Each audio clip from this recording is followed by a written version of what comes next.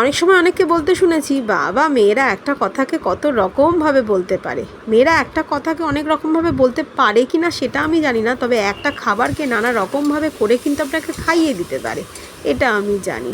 নমস্কার, আমি তানিয়া, চলে এলাম আমার ছোট্ট একটা মিনি ব্লগ নিয়ে।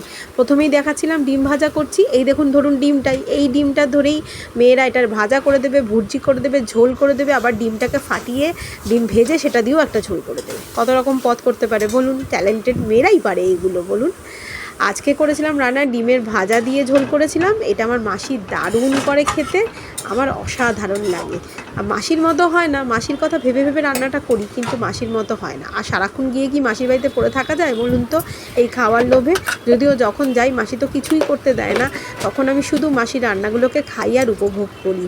কিন্তু কি করব, এই বাড়িতে তো নিজেকেই সবটা করতে হয়, তাই করি একটু। খুব খারাপও হয় না, তবে মাসির মতো হয় না। আসলে মা মাসির ছোঁয়া তো রান্নায় পাওয়া যায় না, তাই না?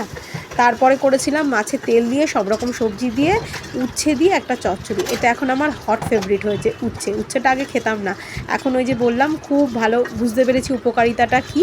তারপর চা খেলাম। চাটা খাওয়ার পরেও দেখুন এসে কত রান্নাঘরে কাজ থাকে, রান্নাঘরে এলেই সারাক্ষণ কাজ। তারপরে ভাত নিয়ে বসে পড়েছি, আমার ওই উচ্ছে চচ্চড়ি আর ওই ডিমের ঝোল খেয়ে নিলাম। খেয়ে স্কুলে চলে গেলাম। স্কুল থেকে ফেরার পথে একটু চুল কাটতে গিয়েছিলাম, মানে ওই যেটাকে ইংলিশে বলে হেয়ার কাট আর কি। হেয়ার কাট করে তারপরে বাড়ি ফিরেছি সেদিনকে। কাটটা কেমন হয়েছে জানাবেন সবাই। যদি ভিডিওটা ভালো লাগে একটু লাইক কমেন্ট শেয়ার করবেন। ভালো থাকবেন সবাই।